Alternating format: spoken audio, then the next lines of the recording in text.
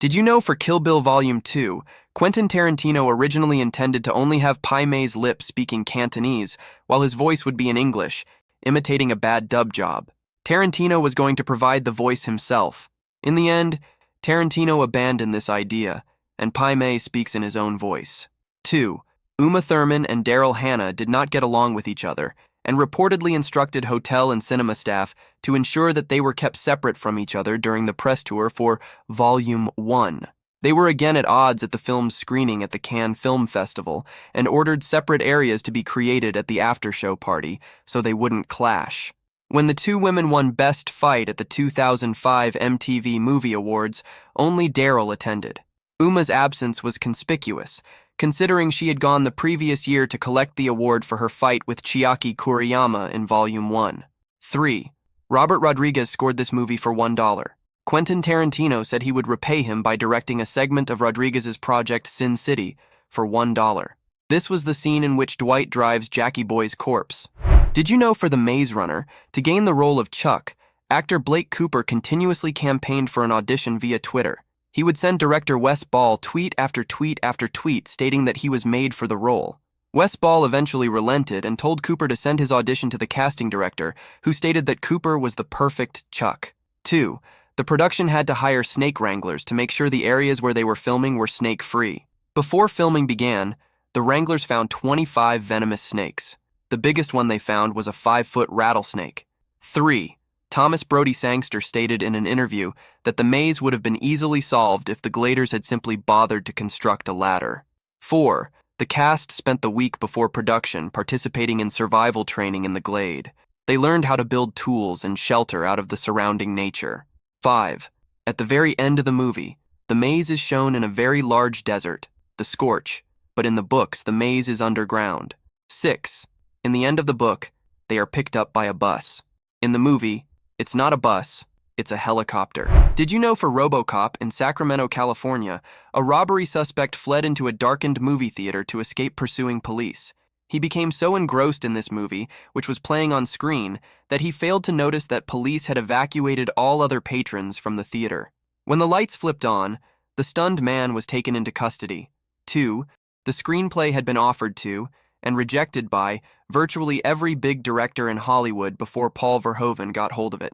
He received it while on holiday in France and threw it away after reading the first pages, convinced it was just a dumb action movie. After going for a swim, he found his wife Martine reading the script and told her, "Well, that's a piece of shit." However, she had read it all the way through and disagreed, saying that the story was layered with many satirical and allegorical elements, which convinced him to direct the film.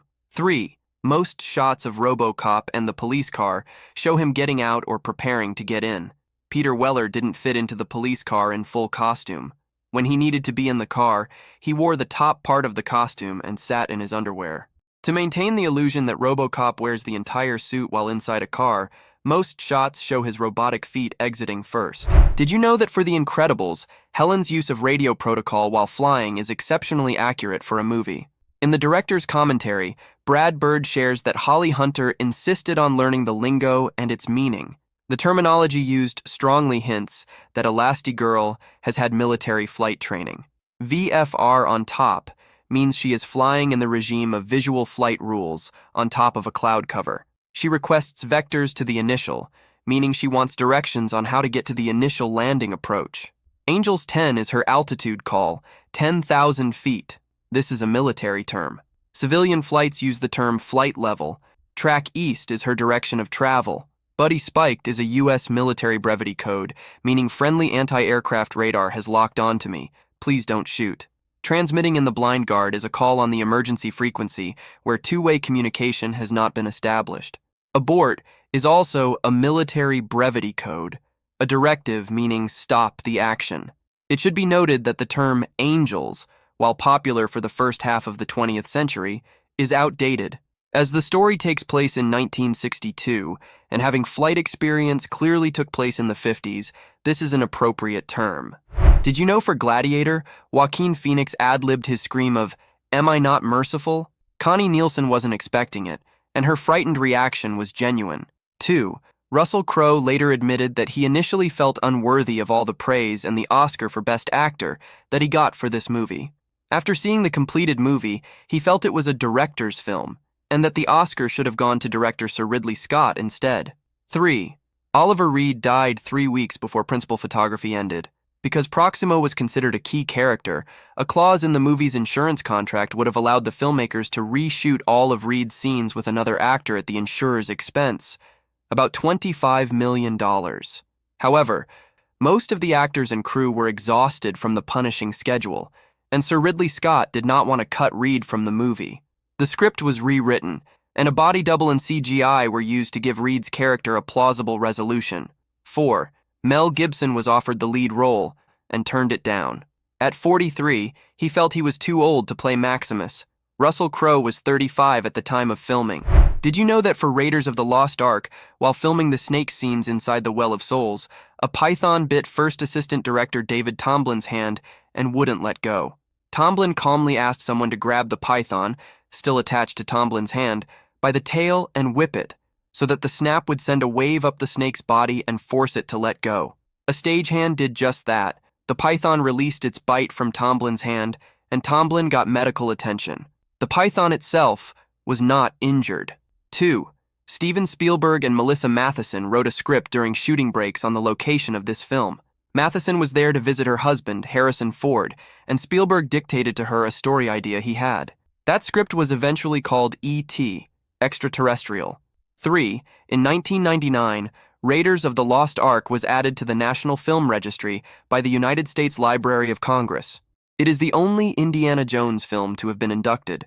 Films are chosen for being culturally, historically, or aesthetically significant. Did you know for Taxi Driver, between the time Robert De Niro signed a $35,000 contract to appear in this film, and when it began filming, he won the Oscar for his role in The Godfather Part 2, and his profile soared.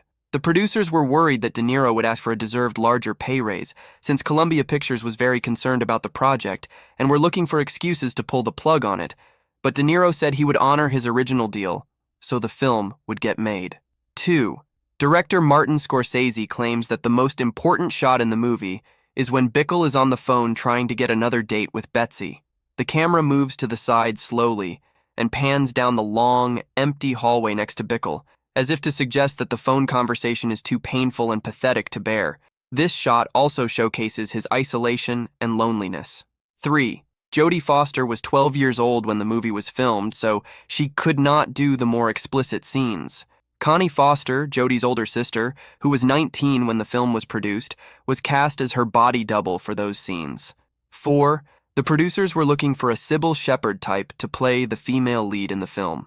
When agent Sue Mengers heard this, she reportedly called them and asked why not hire Sybil Shepherd. Did you know for Aliens, the knife trick scene was originally going to be done by Bishop alone?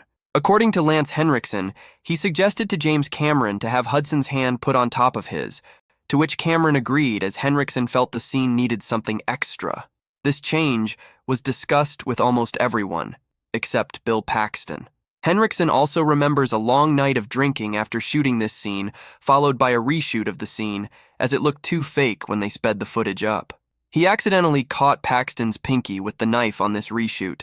2. Sigourney Weaver had several notes for James Cameron after having read the script. Although he could not grant all her requests, Cameron praised her for never taking issue with the direction he wanted to take with the story. Her notes were all about how she felt Ripley should respond to her situations, which he was happy to accommodate. 3. Al Matthews, who plays a Marine sergeant in this film, was in real life the first black Marine to be promoted to the rank of sergeant in the field during service in Vietnam.